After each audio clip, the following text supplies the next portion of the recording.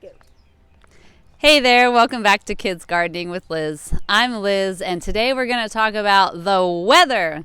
So, if you're living in Southern California, you probably noticed that we had a little bit of rain over the last couple weeks. So, today I want to talk about climate change, the weather, and how they're all connected.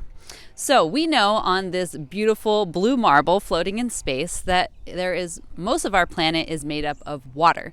That's also what helps create our atmosphere and creates all of our weather systems. So we know that there's global ocean currents, right? There's currents that go from north to south, east to west, between the continents. If you've ever seen Finding Nemo, you remember Nemo and Crush rode on the East Atlantic current.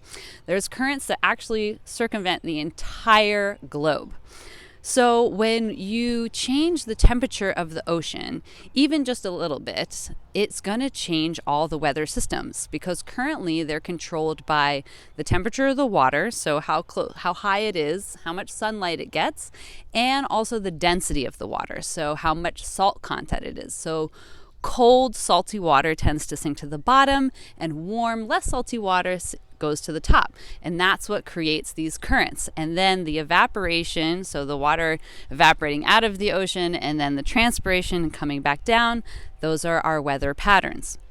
So even just the tiniest shift in global temperature is going to completely change all these patterns that we've essentially known and been able to predict for hundreds and hundreds of years are now going to start changing. So this is a pretty scary thought. How can we think about this and think about our future and still be excited and happy? So if we can design our cities and spaces to be more regenerative, so more green space, more localized food systems, healthier soil, less concrete hard surfaces, so more permeable surfaces where water can get through, we can create very regenerative cities that will not be vulnerable to these large storms or future weather events.